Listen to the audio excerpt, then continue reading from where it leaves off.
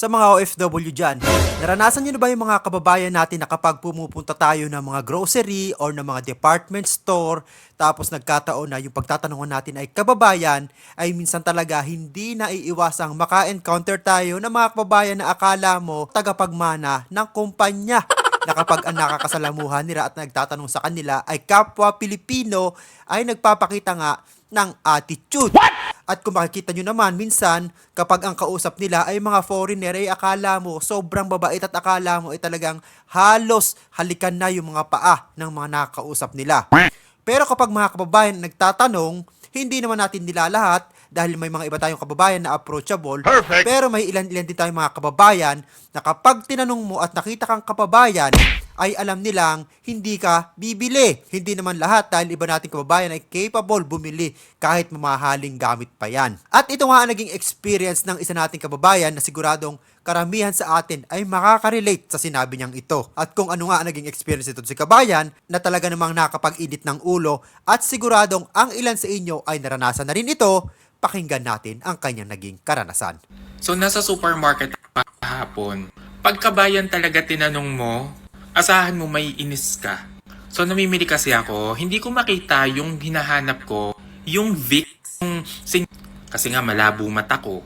So, hanap ako ng hanap, di ko mahanap. May nakita akong kabayan. Sabi ko, ate, saan po ba yung Vicks na yung sinisinghot, yung inhaler?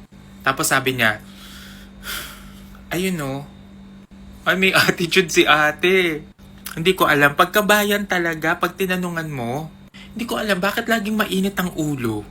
Pag nagtatanong pa naman ako magalang, saka sobrang nakangiti ako. Tapos sisinghalan ako na, ayun o, kung pwede lang talaga. Kundi lang talaga pagkakasala, ang iuntog si kabayan, nagawa ko niya siguro. Dapat peace lang, dapat love lang. So, hindi natin maintindihan ano bang ibig sabihin nito, bakit yung iba nating kababayan ay ganito ang pakikisalamuha sa kapwa Pilipino kapag nasa ibang bansa. Sinasabi nga ng mga ibang lahi na ang the best na katrabaho raw ay mga Pilipino dahil mababait, maaasahan at matulungin. At lalong-lalo na mahaba ang pasensya at mga hardworking. Pero pagdating nga sa kapwa Pilipino ay iba nga ang usapan. Hindi nga ganito ang nangyayari. Sigurado mag-a-agree dito kahit iba nating mga kababayan dahil iba nga nating mga kababayan ay ayaw nilang katrabaho ang kapwa nila Pilipino dahil pagdating nga sa isang kumpanya, ang ibang Pilipino ay bida-bida at ayaw nilang nauungusan sila ng kanilang kapwa Pilipino. Kaya naman yung iba ay mas pinipiling maghanap ng mga kumpanyang kokonti lamang ang kabayan or pumunta sa mga pamilihan na ang mga salesman or sales lady ay hindi mga Pilipino dahil alam nilang expectation kapag mga Pilipino, hindi lahat ng Pilipino ang tinutukoy natin dito don't get me wrong, yung ibang Pilipino ay akala mo kung sino na kapag mapagtanungan para bang sila ang may-ari ng kanilang kumpanya na parang ikalulugi nila ang pagsagot sa tinatanong ng kanilang mga sariling kababayan.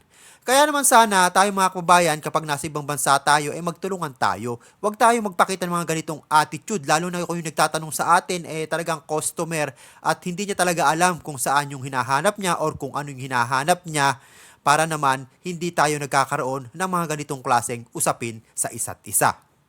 At kung nagustuhan niyo ang video ito at bago ka pa lamang dito sa aking YouTube channel, ay ini-invite kita mag-subscribe at pahit na rin ng notification bell para lagi kang updated sa mga viral video at balitang OFW na ina-upload natin dito sa ating YouTube channel.